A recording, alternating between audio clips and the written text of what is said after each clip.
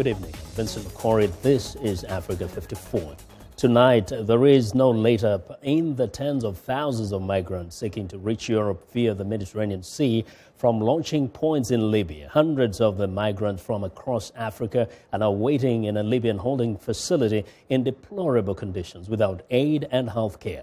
Many say they will not give up their long and dangerous trek until they reach Europe. An official at a migrant center in the Libyan city of Misrata warned of a looming disaster. He said there are no funds and infrastructure to care for the people traveling from across Africa on their journey to Europe. There's no medical care in this center. There's almost no aid coming from either the Libyan government or from the international aid agencies. There's no specialized medical team here at all. The center used to be a school, and now up to 100 people are assigned to each of the 8 rooms. There are only 10 toilets available for the entire group to share, and the overall conditions are deplorable. We have not received any funds for the past 3 months, and the number of illegal immigrants is increasing. If we stop working, I'm sure that a disaster will happen. If the center is shut down, there will be a disaster. Some of the people at the facility say they prefer to stay rather than return to their own countries. I do not wish to return to my native country. We have no country. Our homeland is full of starvation, death, and killings. If you send us back, they will send us to jails, and then they will send us to fight in the wars. I do not want to go back to my country. I want to go to Europe. All of us here want to. A Somali woman says most migrants would find their way back to Libya even if they were returned home. If they send me back to Somalia, we will come back again, using the same route until we get to where we want. There is trouble in Somalia. We are tired of the war there. I will not go back. If you let us stay in Libya, we will work in Libya. We will go anywhere, but we do not want to go back to Somalia. Among the hundreds of immigrants at the center are 260 males from Senegal, 238 from Eritrea, 17 from Somalia, 43 from Gambia, 28 from Niger, 34 from Sudan, and a few from several other African nations. There are 64 women at the facility, and most of them are from Eritrea and Somalia. Officials say among the many concerns is lack of security personnel at the center.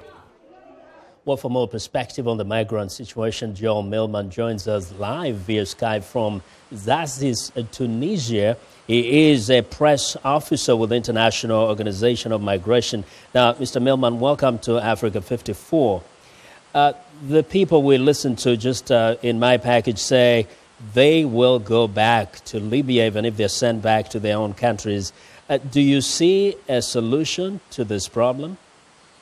Well, we see lots of solutions, short-term, middle-term, and long-term. Right now, IOM is very busy helping as many people as we can take the opportunity to go back to their homelands. Many are choosing just that solution. The Senegalese migration evacuation is going on. It's the reason I'm here in Tunisia tonight. We managed to get 133 men through the border from Libya late last week, and we're going to do about a similar number in a few days here.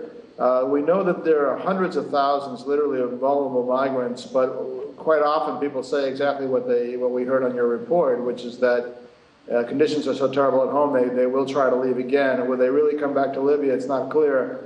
But the other thing we're working on as a middle-term solution is greater safe passage, more humanitarian visas, more openness on the part of the world community to accept migrants so they don't have to face such dire, risky choices just to find safety and a way to make a living. Now, where is the conversation at this moment, especially among the Europeans? Because the European Union has been, trying to grapple with this particular issue. Well, Europe was warned by all the parties late last year that there would be some significant changes when they changed their border control policy. We know the Mare Nostrum was an extremely aggressive, ambitious, and to be praised humanitarian effort to rescue people in the Mediterranean. Last year, over 170,000 people were rescued or received at sea by Italian authorities, and we knew that this showed the scale and the size of the population that was trying to leave Africa for Europe. That was scaled back, and immediately you started to see much bigger groups of migrants coming towards the coastline and trying to get to Europe.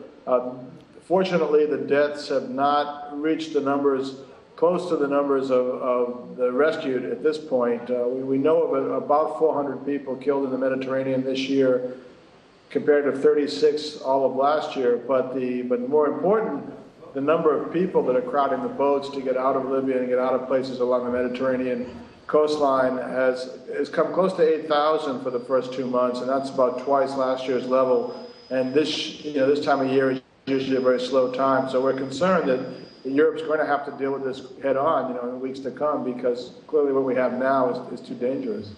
Well, thank you. We'll be watching the situation there, and thanks a lot for joining us today and giving us those perspectives.